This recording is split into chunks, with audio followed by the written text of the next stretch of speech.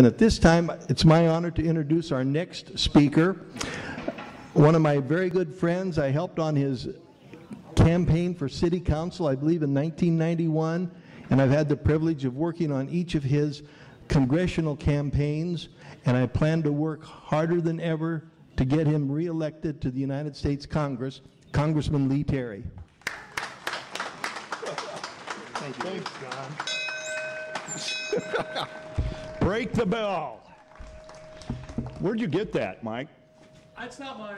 I'll take it. Nice bell. Hey, thanks for all of you to be here today. This morning it didn't seem like it was going to be this well attended, but you made it. Thank you. And by the way, happy Independence Day.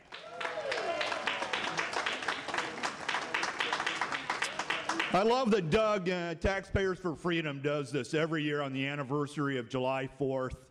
The time, that short period of time after the Continental Congress passed the Declaration of Independence and before the last signature was garnered, and it was taken to the media and to the public square where they rang the bell to the point where it broke. So, you know, that's what we're here doing today. We had a great turnout last year, and we're on the verge of a national policy change from the grassroots of America. And I want to come back a year later from that massive rally here and report back to you, because the message from the masses last year was to Congress to get control of the budget, stop socializing everything like health care. And so let's report back. The people across this nation elected a more conservative House of Representatives, ousting Nancy Pelosi from majority to minority. We don't hear a lot from her today, do we? Boy, if there's one blessing, that's it. The first real vote taken on the House floor was to repeal the president's health care plan, otherwise known as Obamacare.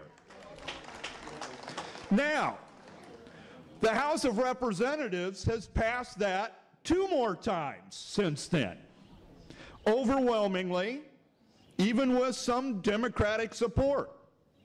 So the bipartisan vote was actually to repeal it. Now, all 3 times, well, one of them was with the continuing resolution that forced the Senate to have to take a vote on it. And thank goodness Mike Johann stood with us. But the Harry Reid-led Senate killed it. The other 2 times we sent it to him, it went nowhere. Well, let's take a look at the next box on your list. Control the spending. Now, you can't control the spending unless you have a plan to control the spending.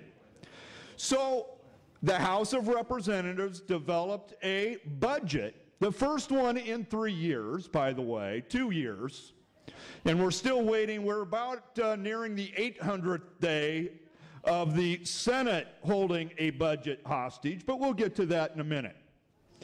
So we passed a budget that put us on, albeit too long of a path, to a balanced budget, but really attacked the issue of reducing congressional spending. Did away with earmarks. Every bill has come out in the appropriations process has shown a real dollar reduction, at least 5%, and that's just the first step. So on time, we passed the budget. And by the way, it even went beyond just the 20% of the budget that Congress controls through the appropriation process, but actually had the gall to start a national dialogue on entitlement programs. And Paul Ryan set out a plan for discussion that had the gall to involve the private sector and the markets and a little bit of personal responsibility. And by the way, this was just a plan. It wasn't law. And you would have think that by starting this discussion of how to save Social Security for our current seniors and secure it for the future seniors like my kids, that we declared war on all senior citizens and we're pulling the plug on everybody. The reality is this is the only plan out there that legitimately, actuarially saves Medicare, as opposed to the current plan of doing nothing, which will reduce their benefits. That's the dirty secret here, but they'd rather play politics with the seniors than have a real, honest, truthful discussion. Well, that budget was sent to the Senate. It was rejected. But yet they have no budget in the Harry Reid-led Senate for a plan to put us towards a balanced budget. Mike says he's a co-sponsor. I wrote a balanced budget amendment, and by the way, you will see in July a balanced budget amendment bill come out of the House of Representatives. What do you think Harry Reid and the Senate's going to do with that? Nothing. Whoever said nothing, you get a gold star. Now, you've elected us to do what's right to secure the future of this country. Fiscally, socially, we've got a lot of hard work to do. But I guarantee you we can't complete this mission without all of us working together and completing the mission of putting conservatives in the U.S. Senate. And then we will have progress in right-sizing this country. One last thing I want to point out. We have one more major battle brewing on how to control spending, and it's called the debt ceiling. And you're already hearing that anyone that's opposing increasing the debt ceiling somehow wants to collapse our economy and cause Armageddon around the world. We're being villainized. The reality is we are just trying to get the president to realize it's about the spending. And that's the mission. Now, what happened, I want to point this out because this is really frustrating to me. But there were legitimate negotiations occurring on how to reduce spending and tie that to the debt ceiling vote.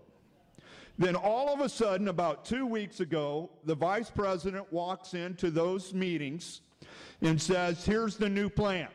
We're going to increase taxes and we're going to have a new spending stimulus bill. Now, that's their plan. The economy isn't growing. We're not creating jobs, so they want to create a new spending stimulus bill, similar like the first one that failed, and raise taxes. My friends, they don't get it. They don't understand that if you want to grow the economy, if you want the economy to expand, quit putting all of these expense burdens and uncertainties on the businesses who hire. If we do that, our economy is ready to burst at the seams. But they seem to be working so hard to kill those jobs. And we need to fight that, folks. And we need to stay united for the next year, year and a half. And then we will see our country unleash its economic greatness, and we will secure the future for our children and grandchildren for generations to come. Let's do that together. So thank you all for being here today and being part of the answer, part of the solutions. And I want to yield back my time to John. Thank you, Congressman. Thank you. Thank you very much, Congressman Terry.